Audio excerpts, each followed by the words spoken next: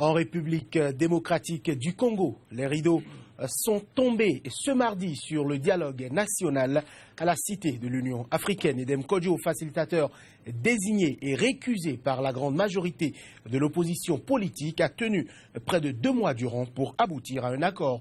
De principales décisions en sont issues. La première, l'élection présidentielle, est renvoyée à une date non déterminée d'avril 2018, ainsi que le maintien de Joseph Kabila Kabange à son poste jusqu'à la prise de fonction de son successeur. L'UDPS, l'Union pour la démocratie et le progrès social, le parti d'opposition historique, a rejeté cet accord. Paris, Washington, Bruxelles, tous se sont prononcés.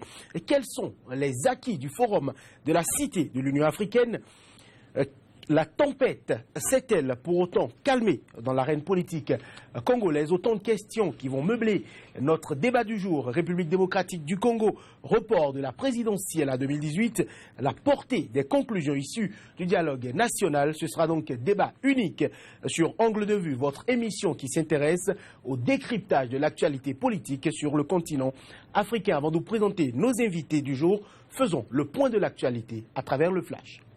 Au Burundi, le président Pierre Nkurunziza a promulgué ce mardi la loi prévoyant que son pays se retire de la Cour pénale internationale. Il ne reste maintenant plus au pays qu'à en notifier l'ONU pour lancer formellement le processus. Le président a signé ce mardi la loi du 18 octobre portant retrait de la République du Burundi du statut de Rome. Le Parlement burundais avait voté massivement le 12 octobre en faveur du projet de loi. En Côte d'Ivoire, les déclarations de 2 témoins à charge ont été mises à mal par la défense et par le juge au procès pour crime contre l'humanité de Simone Gbagbo, l'ex-première dame, qui s'est poursuivie mardi à Abidjan. La cour d'assises d'Abidjan juge depuis le 31 mai Madame Gbagbo 67 ans pour crime contre l'humanité, crime contre les prisonniers de guerre et crime contre les populations civiles commis lors de la crise post-électorale. En Somalie, les rebelles islamistes Shebab ont mené ce mardi une offensive éclair contre Afgoye, ville stratégique située à une trentaine de kilomètres au nord-ouest de la capitale Mogadiscio, tuant au moins 10 soldats et civils avant de se retirer. L'offensive, qui a duré plusieurs heures, a principalement visé un poste de police et des bases militaires de l'armée somalienne. De violents échanges de tirs ont par ailleurs été entendus dans plusieurs quartiers de la ville. République démocratique du Congo, report de la présidentielle à 2018, la portée des conclusions issues du dialogue. Le débat s'installe juste après ceci.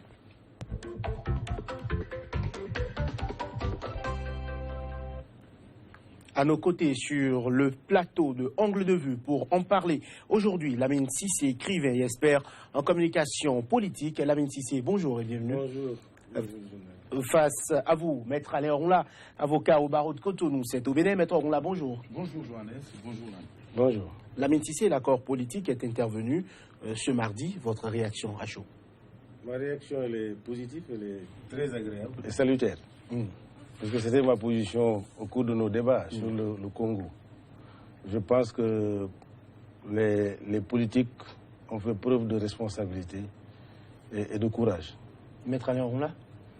Vous vous doutez bien que c'est un son de cloche contraire qu'à celui de Lamine Cissé, parce que les politiques n'ont pas parlé. Une frange importante, la frange majoritaire des opposants et des légalistes, n'a pas assisté à ce dialogue et donc ne peut se voir opposer les conclusions de ce rapport.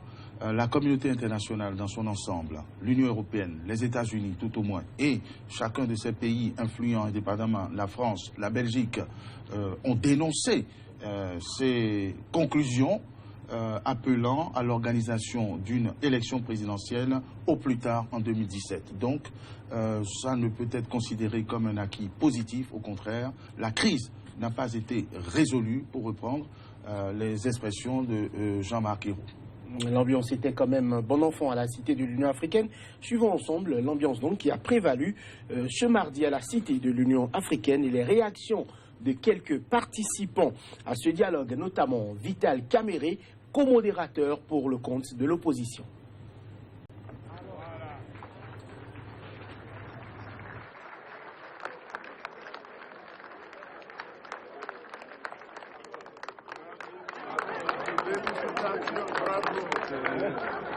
Il y en a qui choisissent de faire la guerre pour discuter après.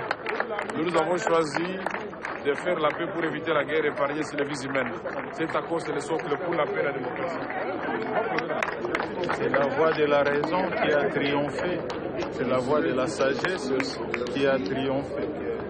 Et finalement, c'est le peuple qui a gagné. Oui, je pense que les accords seront respectés, c'est le souhait. Et la force d'un accord, c'est son respect. Si les accords ne sont pas respectés, cela ne fait que tomber dans le cycle de violence. Et si donc nous pensons que les accords qui viennent d'être signés seront bien respectés. Lamine Cissé, vous aviez hoché la tête au propos de Vital Kamerhe. Oui, parce que en fait, je pense qu'en Afrique, il faut qu'on arrête des alarmistes. Il faut qu'on aille vers la paix. Ce qu'il a dit tout à l'heure là, c'est le peuple qui a gagné. Eux, ils ont fait preuve de raison et de dépassement pour conduire le peuple vers une paix. Alors, le Congo est une démocratie naissante. C'est en 2006 là. Ça fait 10 ans. Un enfant de 10 ans, il faut continuer à l'éduquer. Alors, je pense que Kabila étant un chef de guerre, ok, il a besoin d'être rassuré. Parce que moi, je pense qu'avec cette coalition, s'ils vont vers une coalition gouvernementale pendant 2 ans, ensemble, ils gouvernent ensemble, ils se font confiance ensemble, ils peuvent aller beaucoup plus loin. Moi, c'est mon point de vue. Maître Alain Ronla, est-ce qu'on peut clairement dire aujourd'hui qu'il y a 2 oppositions en RDC, notamment l'aile Vital Kamerhe et l'aile Étienne Tshisekedi, si l'on veut? Je vois les choses différemment. Il y a les légalistes, démocrates, et les violeurs de la Constitution dans le sourire.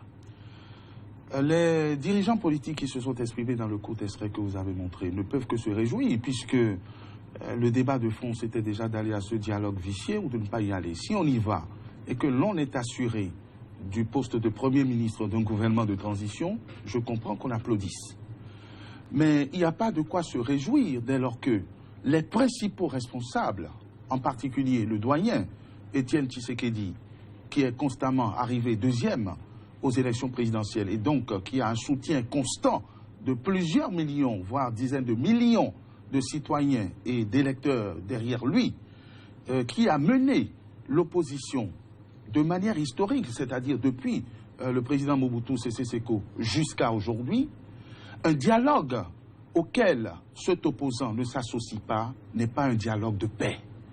Un dialogue dont on a exclu Moïse Katumbi, ex-gouverneur de l'Est Katanga, qui a quand même le soutien de grands responsables politiques et syndicaux, et qui a derrière lui également des électeurs, puisqu'il n'a pas été bombardé gouverneur du Katanga. Un dialogue auquel cet opposant n'a pas participé, et représentant une frange importante de la population, n'est pas un dialogue constructif. Donc, nous savons que le président Kabila et ses complices, ses comparses, dans la violation de la démocratie et le complot contre la Constitution de la République démocratique du Congo, savent très bien qu'ils sont sur une poudrière. Et quels que soient les reproches qui puissent être adressés aux autres acteurs internationaux, vous n'allez pas me dire que c'est par fantaisie que l'Union européenne, la France en tête, la Belgique et d'autres pays, les États-Unis et les Nations unies appellent au respect de la résolution 2277 qui postule le respect de la Constitution qui vient d'être violée. Et nous verrons très bien. Si le peuple a gagné, on ne le verra qu'à partir du 19 décembre, puisque ces leaders disent ne pas vouloir céder, et une paix qui n'inclut pas, une paix qui n'est pas inclusive, n'est pas une paix durable. Je crains malheureusement que les propos alarmistes de grands dirigeants de ce monde se révèlent.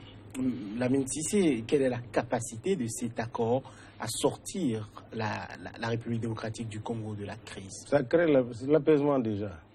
Parce que vous savez, il ne faut pas ignorer qu'il y a plus de 400 partis politiques au Congo, en RD. S'il faut réunir tous ces 400 partis politiques pour dire que c'est ça la démocratie, on ne peut pas aller de l'avant. Donc selon vous, le consensus... Le Congo fait plus de 2 millions de kilomètres carrés.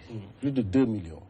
C'est-à-dire que quand on analyse, faisons des analyses globalisantes, voyons tous les aspects de ce pays-là et voyons son contexte, son processus jusque-là. J'ai dit, nous sommes en processus de démocratisation. Nous sommes en construction des États-nations. Nos États-nations sont embryonnaires. Ceux qui pensent qu'ils sont encore reconstitués des États-nations, c'est embryonnaire. Nos États-nations sont très fragiles. Le Congo est en construction de l'État-nation. Je crois que c'est vital et c'est important. Alors pour moi, ce processus, les Nations Unies, etc., il ne peut pas aller à l'encontre de cet accord-là. On va y arriver. Voilà, d'accord. Il ne peut pas aller à l'encontre de cet accord-là. Alors moi, je dis que cet accord-là, ça va créer de l'apaisement d'abord. Ça va créer la confiance entre les hommes politiques, entre eux-mêmes. Et ça va donner de la confiance à Kabila. Parce que vous ne savez pas qu'on est en train de dire par ailleurs, d'autres dirigeants disent par ailleurs que Kabila n'est pas congolais. Kabila c'est ci, Kabila c'est... C'est un chef de guerre, il a pris le pouvoir par la guerre, pas par la démocratie.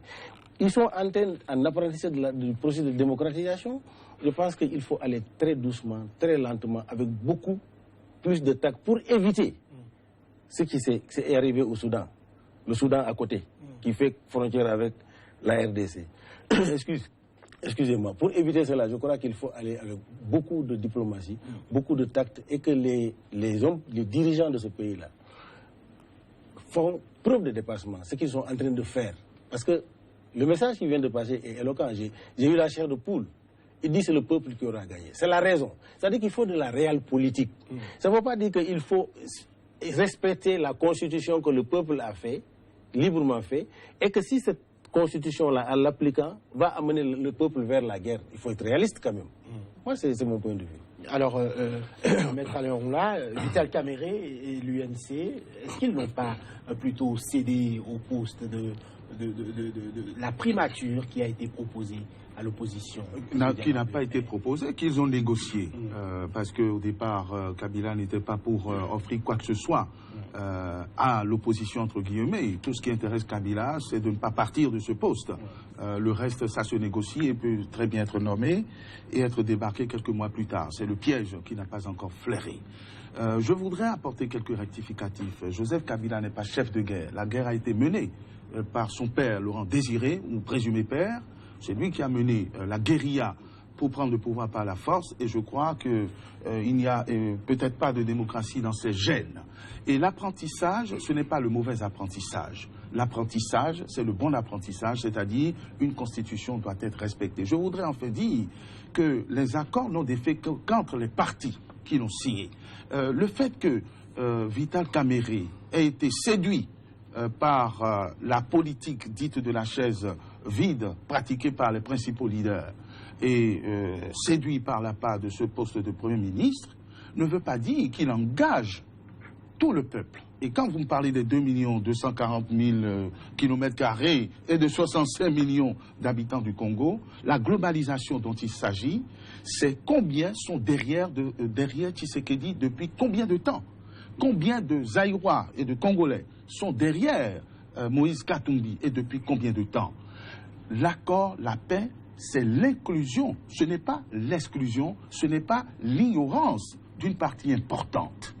Et le président Kabila et ses complices ne sont pas plus intelligents ni plus forts que tout le reste. C'est un accord qui est déjà dénoncé par, d'ailleurs, ceux qui ont participé, puisque la première exigence des conseillers de Vital Kamerhe, c'est que le Premier ministre soit nommé le plus rapidement possible. Ce n'est pas comment le Congo va évoluer. Cet accord est dénoncé, avant même de rentrer dans les faits, par la France, la Belgique, ce n'est pas rien, par les États-Unis, qui exigent, à raison d'ailleurs, le respect de la résolution 2277 et donc l'organisation d'élections présidentielles en 2017, pendant que cet accord parle d'avril 2018, au mieux, avril 2018, parce que ce que la CENI a demandé, c'est décembre 2018, autant dire de manière indéfinie. La Constitution peut être respectée, et c'est ça d'ailleurs le facteur de stabilité et de paix. Il y a des acteurs pour assurer cette transition. Donc, cet accord, qui ne sera opposable qu'à ceux qui ont cru devoir y participer, n'est pas opposable au peuple congolais, à qui seule la Constitution légalement adoptée peut s'opposer, et c'est ce qui est revendiqué. Et je vous laisse d'ailleurs la première réponse apportée à cet accord, c'est l'appel à la ville morte qui se déroule actuellement. Enfin, je ne sais pas si c'est suivi, et ça va être suivi. C'est les manifestations qui vont continuer. C'est le maintien du mot d'ordre de Étienne Tshisekedi, qui continue fermement de soutenir, et il est soutenu par ses militants, que le 19 décembre, le président Kabila devra rendre son tablier. Ce n'est qu'à partir du 19 décembre que nous saurons si cette coalition a fait œuvre utile ou pas, mais moi je doute fort, et nous nous acheminons vers un cycle de violence que nul ne pourra maîtriser. Lamine Cissé, aujourd'hui, on a le sentiment quand même que l'opposition n'est pas unie autour de cet accord politique. D'accord, merci. Je m'excuse aux téléspectateurs puisque je suis un peu grippé là, j'ai la voix. Mais je voudrais tout simplement dire que là, il n'y a pas un pays où toute l'opposition est unie autour d'un problème. Ça ne se fera jamais dans le monde. Ça veut dire que c'est la vitalité même de la démocratie. Mais par rapport au contexte congolais, oui. n'est-il pas important d'associer...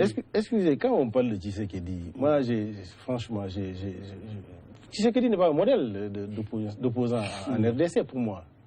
Depuis Mobutu, il a apporté quoi dans son opposition? Tshisekedi a le virus de l'opposition. Il faut qu'il soit opposant. C'est ça qui lui va. Il n'a jamais été d'accord avec quoi que ce soit, avec qui que ce soit. Pour vous, l'homme n'est pas crédible? Non, mais c'est-à-dire que depuis que je suis encore petit, Tshisekedi est opposant. Jusqu'à présent, il est opposant. Opposant à quoi? Ça a apporté quoi au Congo?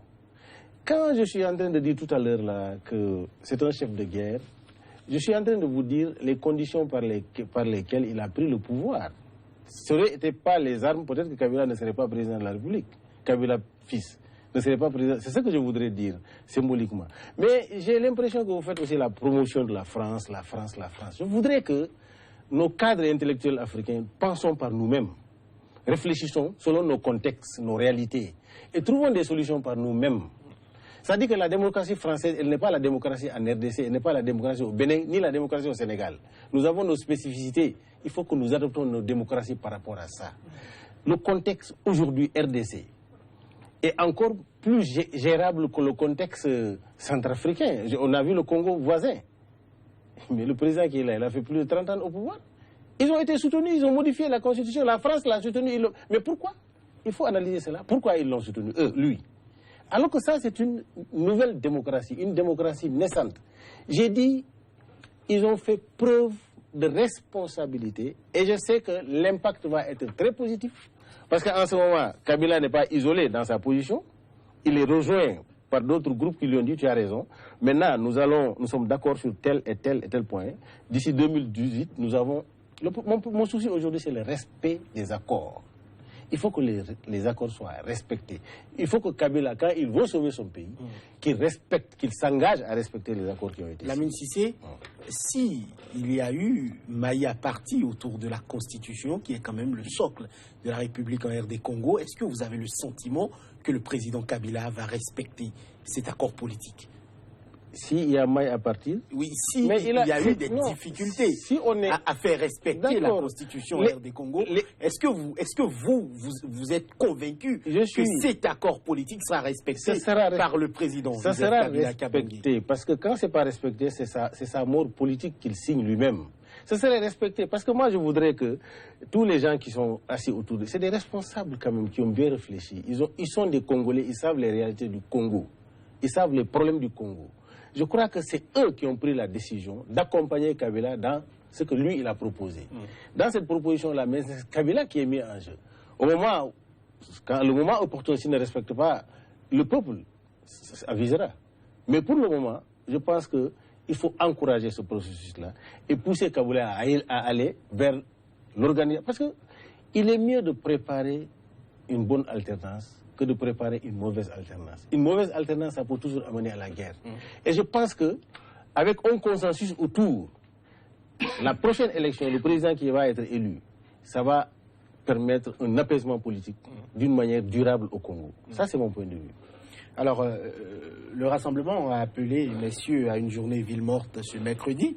Et des recoupements que nous avons notre correspondante là-bas, le regroupement, cet appel à la journée ville morte a été largement suivi. Est-ce que ce n'est quand même pas la preuve que l'accord n'a pas la légitimité requise. Mais je vois, et vous le constatez avec moi même, que M. Lamine Cissé se prend les pieds dans les pièges et les tapis, parce que il prône un accord qui exclut une bonne partie de la population et de la classe politique.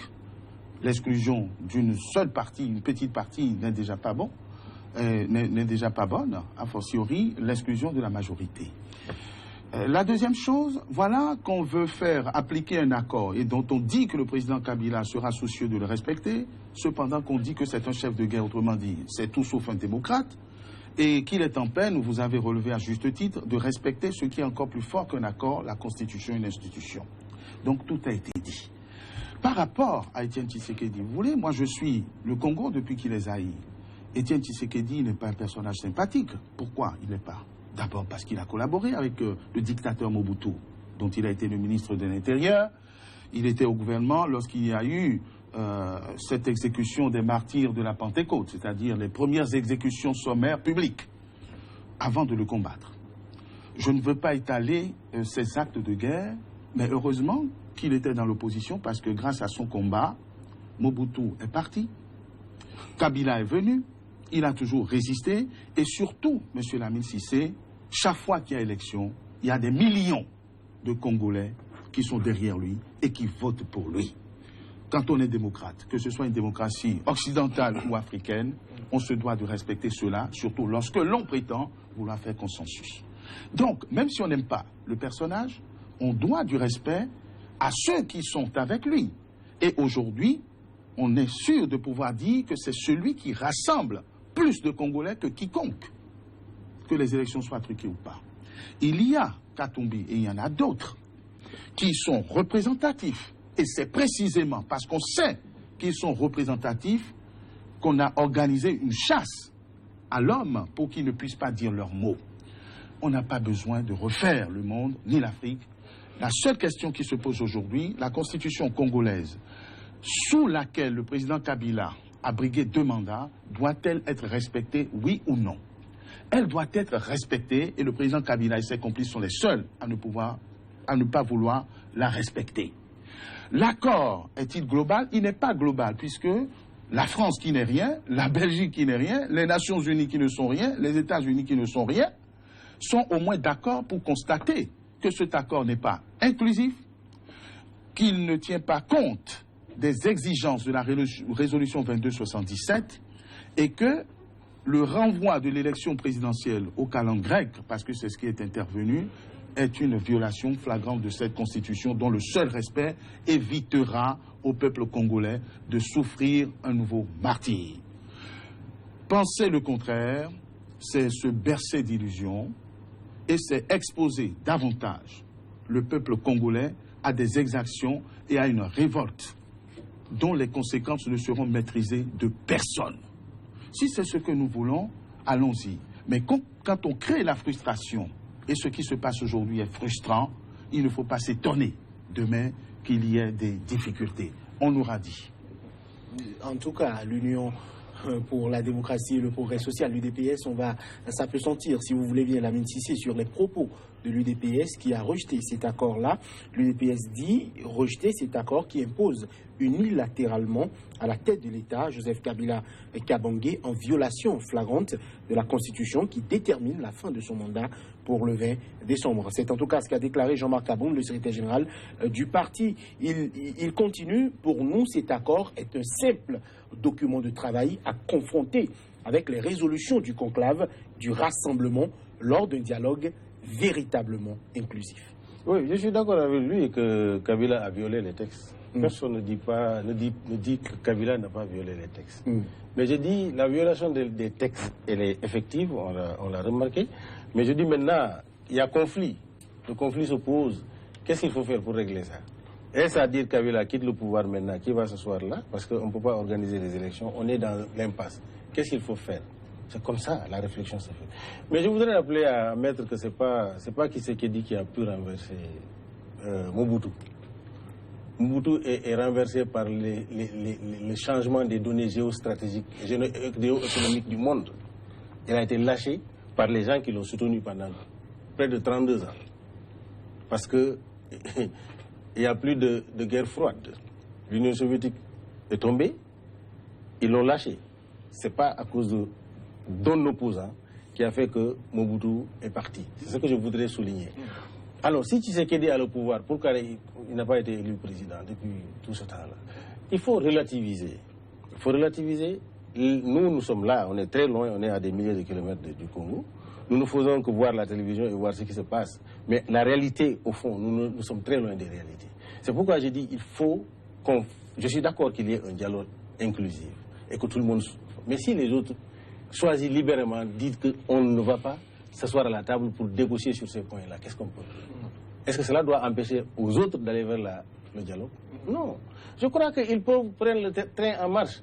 Ce que je suis en train de tout simplement dire, je ne suis pas en train de dire la France n'est rien. J'ai dit, dans la résolution de nos problèmes en tant qu'Africains, ayons quand même le courage de penser à notre pauvre place, selon nos contextes, et réfléchissons en tant que cadre intellectuel, trouvons des solutions à nos problèmes. Et il ne faut pas qu'on prenne des références ailleurs, parce que nous sommes indépendants, ça fait plus de 56 ans. C'est ça mon point de vue. Alors, ce que je voudrais dire à Maître, je suis d'accord qu'il y ait un dialogue inclusif pour que... C'est ça, c'est un idéal, pour que tout le monde vienne à la table de négociation. Mais le contexte actuel, on ne peut pas l'avoir. Mais les gens qui veulent aller vers ce qu'on appelle la paix des braves, moi je les encourage à y aller et à encourager les autres à rejoindre ce dialogue-là. Moi, c'est mon point de vue par rapport à la situation. Alors, Maître Alain, ce n'est pas la paix des braves, c'est la trouille des lâches. Et le premier lâche est celui qui terrorise. Parce que je ne vois pas pourquoi le président Kabila tient à ce que Katumbi soit en dehors du pays. Je n'ai pas dit que Tshisekedi a renversé à lui seul Mobutu, mais il a le mérite d'avoir résisté. Et c'est résistance plus résistance qui amène l'alternance. Mais de quoi parlons-nous? On ne refait pas le monde. Au Congo, aujourd'hui, on a une constitution qui a été rédigée et adoptée par les Congolais. Cette constitution dit que le président, 2 mandats, pas plus, et a le devoir d'organiser les élections. Non seulement le président n'organise pas les élections à dessein, mais il dit, je me maintiens, et il est soutenu par des complices, par des amis. Vous prenez cette constitution, on n'a pas besoin d'être un éminent juriste. Lorsque le président est empêché, et c'est le cas, il y a le président du Sénat. Et celui qui est à la tête du Sénat, ce n'est pas un inconnu au Sérail. C'est M. Léon Kengo Wadondo, qui était également avec le président Mobutu, qui connaît très bien le pays. Une transition qui s'organise à titre d'exemple, et il y a beaucoup d'autres possibilités, sauf la mauvaise qu'on a prise, une transition avec, par exemple, le président du Sénat, mettrait déjà les partis à égalité, ramènerait la balle à terre et la paix. On organise la correction des fichiers infectés sous et par le régime Kabila à dessein, et on organiserait des élections. Mais tout le monde est d'accord pour reconnaître que le seul problème qui se pose aujourd'hui au Congo, c'est le maintien du président Kabila. Et on sait également que si le président Kabila se retirait ou disait au moins publiquement, comme l'exigent toutes les personnes réfléchies et sensées et qui dirigent ce monde, qu'ils disent publiquement qu'il n'est plus candidat à rien et qu'il ne va même pas se maintenir au-delà de la période transitoire indéfinie et illégale qui s'ouvre, il y aurait la paix. S'il veut vraiment la paix, qu'il renonce. 2 secondes, permettez-moi. Mais il y a des préalables qui ont été posés. Sortie des politiciens détenus arbitrairement, abandon des poursuites pour qu'il puisse y avoir un dialogue incluant tout le monde. Le président Kabila est resté sourd à cela. Je suis navré, Vital Kamerhe n'a aucun mérite lorsqu'il lâche l'opposition pour aller s'asseoir à une table dont il ne sera pas forcément repu.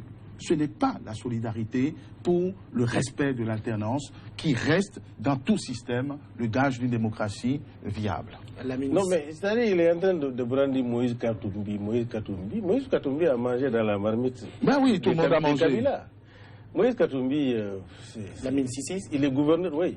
La question qu'on se pose aujourd'hui, c'est que le chef de l'État, qui a quand même montré quelques signes qu'il n'avait pas forcément envie de lâcher le siège présidentiel, n'a pas dit publiquement qu'il n'allait pas se départir de ce fauteuil-là.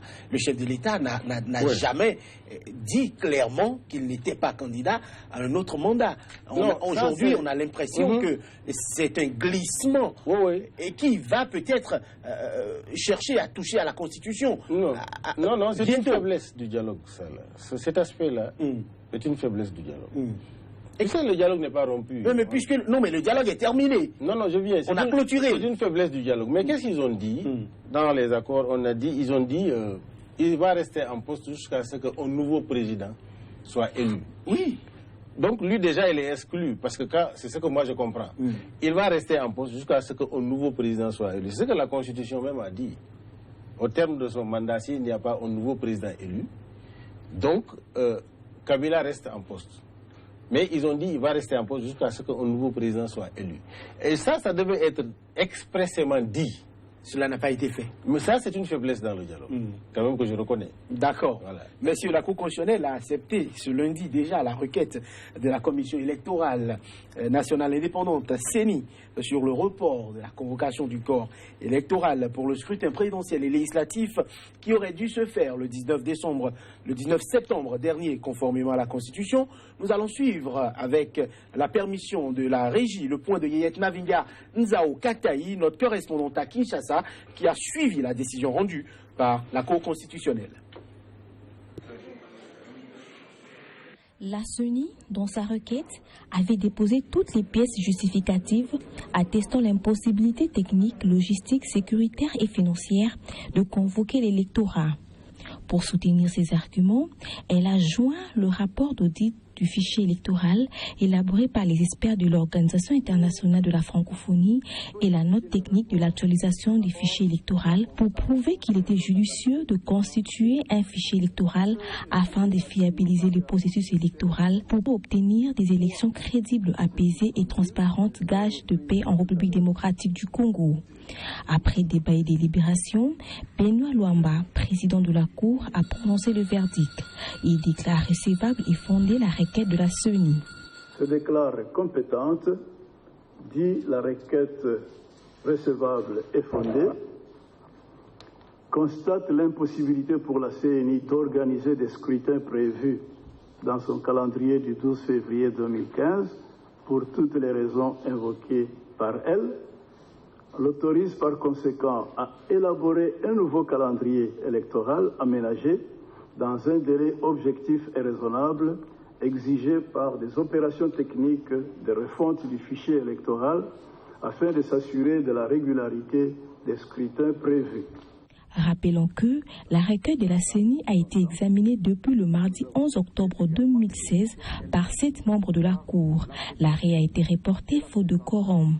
Revenons sur la plénière du 7 octobre 2016, durant laquelle, ils n'ont siégé qu'à 5. Le président de la Cour constitutionnelle évoque la loi de la nécessité et le souci de ne pas bloquer le bon fonctionnement des institutions. Décision qui semble aller à l'encontre de l'article 90 de la loi portant création de la Cour constitutionnelle en ce qui concerne le quorum requis pour délibérer. Lamine Cissé et les institutions RD congolaises n'ont-elles pas failli dans leur ensemble à préparer les conditions pour passer le cap de l'alternance? Je crois que chaque institution dans un pays doit être garant de la sécurité, préserver la paix dans le pays. Le rôle est fondamental. Application de la Constitution sans tenir compte des réalités qui puissent permettre la paix ou la guerre dans le pays. Selon vous, on peut mettre donc la Constitution en parenthèse? Mais si le pays est en danger et que les conditions ne permettent pas d'aller de l'avant, mais il faut se prononcer par rapport à ça. Donc selon vous, c'est le cas actuel en RD Congo? Il n'y a pas possibilité d'organiser une élection transparente, crédible et paisible. Et apaisée, on a dit. Mais je crois qu'il faut prendre des décisions pour cela. Maître Alain Ronla, les experts de l'OIF ont dit qu'en 8-9 mois maximum, on peut toiletter et rendre le fichier électoral crédible. Corneille Nangaa en demande 17, 18, voire plus. D'abord, je voudrais dire le respect que je voue aux personnalités qui composent la Cour constitutionnelle du Congo, comme toutes les cours constitutionnelles d'ailleurs. C'est des personnalités fortes et éminentes, qui, malheureusement, dans le cas du Congo, ont siégé de manière viciée, puisqu'il manquait un éminent sage à la composition pour que la décision soit valable. Et la Cour constitutionnelle, en acceptant le report, est parfaitement dans son rôle et dans ses attributions, puisque la CENI demande un report. Parce que c'est important. La CENI s'appuie sur le rapport de l'OIF, qui propose 9 mois, mais on s'est servi du rapport de l'OIF que pour faire reporter les élections, que la Cour constitutionnelle demande d'organiser dans un délai raisonnable et objectif. Autrement dit, de manière indéfinie. Le diable est dans le détail. Ça veut dire que les élections peuvent être organisées dans 10 ans ou ne peuvent même pas être organisées. On serait en parfait accord avec la décision rendue par la Cour constitutionnelle. Ce n'est pas un petit détail. Et ce n'est pas un détail anodin. C'est ce qui couronne la manœuvre du président Kabila et de son équipe, qui se place maintenant dans une position de mandat à vie, puisque c'est eux qui sont responsables de la non-organisation des élections et du vice du fichier. C'est à eux qu'il incombe, sans délai, autrement dit, à durée indéfinie et indéterminée, de corriger, donc ils corrigent s'ils le veulent ou pas. C'est eux qui auraient dû être sanctionnés et qui sont aujourd'hui encouragés par ces décisions scélérates. Ce n'est pas ça la démocratie. Ce n'est pas ça le respect des peuples. Et ça, c'est ce qu'on appelle tricher de manière éhontée avec les règles que l'on applique mal pour servir des intérêts. Ce n'est pas ça les conditions requises pour faire une paix durable, parce qu'il y avait une solution plus simple, respecter la Constitution, sortir ceux qui nous ont mis en difficulté pour que les élections soient organisées et mettre des autorités neutres, transitoires, qui vont remettre le processus en marche. Malheureusement, les autorités congolaises ont choisi autre chose. La 26e, quid du mini-sommet sur la crise électorale qui est prévu le 26 octobre prochain à Luanda? Oui, mais je crois que... Est-ce que c'est toujours utile selon vous? Mais c'est très utile. Il faut continuer le dialogue. Il faut continuer le dialogue. Tu sais, c'est la démocratie, c'est les échanges. C'est les échanges d'idées, les concertations. Il faut qu'on aille vers là. Parce que je préfère qu'il y ait des confrontations des idées, des pensées, au lieu d'avoir des confrontations des armes. Je voudrais que les armes se taisent à jamais en RDC.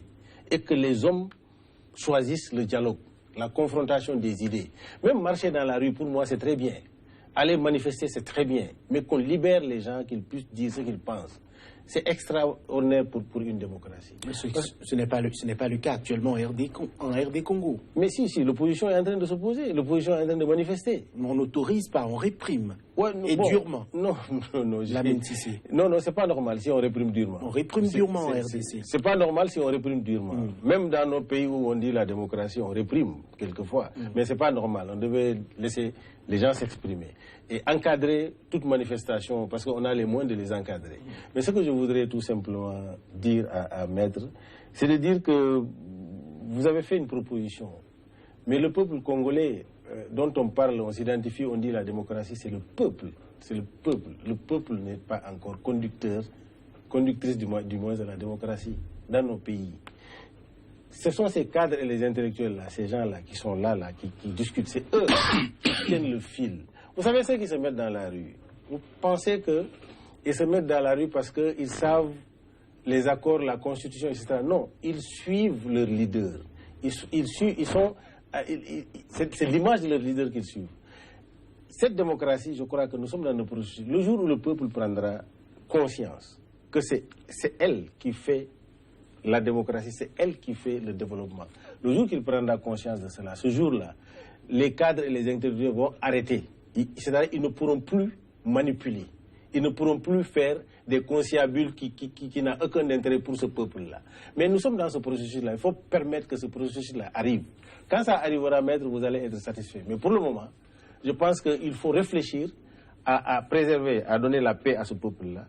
Dans un environnement de paix, tout développement est possible. Monsieur, avant d'aborder l'avis et la position de la communauté internationale, faisons à nouveau un autre point de l'actualité à travers le Flash. Au Burundi, le président Pierre Nkurunziza a promulgué ce mardi la loi prévoyant que son pays se retire de la Cour pénale internationale. Il ne reste maintenant plus au pays qu'à en notifier l'ONU pour lancer formellement le processus. Le président a signé ce mardi la loi du 18 octobre portant retrait de la République du Burundi du statut de Rome. Le Parlement burundais avait voté massivement le 12 octobre en faveur du projet de loi. En Côte d'Ivoire, les déclarations de 2 témoins à charge ont été mises à mal par la défense et par le juge au procès pour crime contre l'humanité de Simone Gbagbo, l'ex-première dame, qui s'est poursuivie mardi à Abidjan. La cour d'assises d'Abidjan juge depuis le 31 mai Madame Gbagbo 67 ans pour crime contre l'humanité, crime contre les prisonniers de guerre et crime contre les populations civiles commis lors de la crise post-électorale. En Somalie, les rebelles islamistes Shebab ont mené ce mardi une offensive éclair contre Afgoye, ville stratégique située à une trentaine de kilomètres au nord-ouest de la capitale Mogadiscio, tuant au moins 10 soldats et civils avant de se retirer. L'offensive qui a duré plusieurs heures a principalement visé un poste de police et des bases militaires de l'armée somalienne. De violents échanges de tirs ont par ailleurs été entendus dans plusieurs quartiers de la ville. République démocratique du Congo, report de la présidentielle à 2018, la portée des conclusions issues du dialogue national. Le débat se poursuit avec vous, messieurs Lamine Cissé et Alain Ronla. Les 28 ministres des Affaires étrangères de l'Union européenne se sont réunis à Luxembourg avec comme unique point à l'ordre du jour la crise politique qui secoue la RDC. À leurs yeux, le dialogue qui s'est tenu à la Cité de l'Union africaine est sans objet.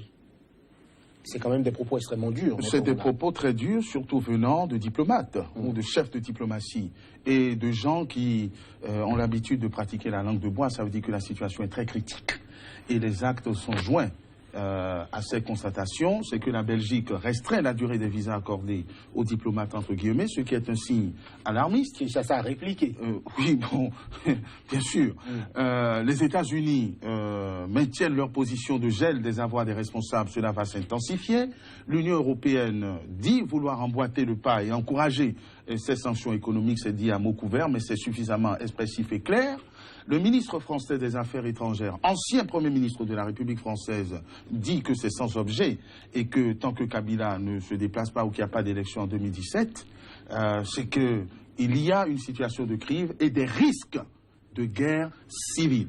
Je salue au passage la présence sur le territoire congolais d'une équipe du procureur près la Cour pénale internationale, autant d'excellents signes d'une veille ou d'une veillée de paix. Alors, non, mais franchement, moi je dirais l'Union africaine a dit que c'est avec objet. L'Union africaine a été, ils ont signé les accords. La CAC est là, la CEMAC était là. Oui. Ils ont tous, c'est nos institutions africaines. Il faut qu'on crédibilise nos institutions africaines. Mais c'est l'Union africaine, c'est eux qui nous commandent, c'est eux qui nous dirigent ou c'est nous qui nous dirigeons. C'est ça mon problème fondamental. La même cité aujourd'hui. Je viens, lors de la signature de cet accord-là, ils étaient dans la salle. Ils ont pris la parole. Ils ont accompagné le processus. OK? Si d'autres vont se mettre là-bas pour dire autre chose, c'est le problème. La MNCC aujourd'hui, la CENCO s'est retirée. La CENCO aujourd'hui ne bavarde plus beaucoup. On sait très bien l'importance de la CENCO pour la réussite de ce dialogue-là. La CENCO s'était retirée, on a fait le débat. C'était assez houleux entre vous et moi sur ce même plateau. Est-ce qu'aujourd'hui, c'est sérieux de continuer dans ce sens-là? Refuser la vie des... C'est ce que je suis en train de dire. Je dis, on ne peut pas avoir le consensus total. Il faut qu'il y ait des opposants. Vous vous contentez de ce qu'il y a? Le fait que la CENCO se retire est un moyen de contrainte pour Kabila d'aller vers le respect des accords qui sont faits. Parce qu'en fait, Kabila comprendra que je ne suis pas... J'ai des opposants par rapport à ça. Il y a des gens qui n'aiment pas. Donc il faut que je respecte. Et le dialogue n'est pas rompu, il faut que le dialogue continue. Lamine Cissé, oui. Toujours avec vous. Aujourd'hui, on a le sentiment que l'Union européenne demande forcément les élections en 2017. On a les États-Unis qui demandent le respect pur et simple de la Constitution. Il y a la France qui donne aussi son avis. Aujourd'hui, on a l'impression qu'il y a contradiction entre les avis de la Cette Union européenne qui dit qu'on ne peut pas organiser les élections, il faut retoiletter les fichiers électoraux, tout ça là, dans 9 mois, etc. La Cour constitutionnelle a pris sa décision par rapport à ça. suivons cet accord-là, parce que ce n'est pas eux qui viendront gouverner notre pays. On gouverne notre pays selon les réalités de notre pays. Nos pays, nous sommes confrontés à un problème de processus de démocratisation. Êtes-vous d'accord avec les sanctions ciblées sur les responsables politiques qui répriment la population en RD Congo? Oui, moi, je n'aime pas qu'on réprime les populations.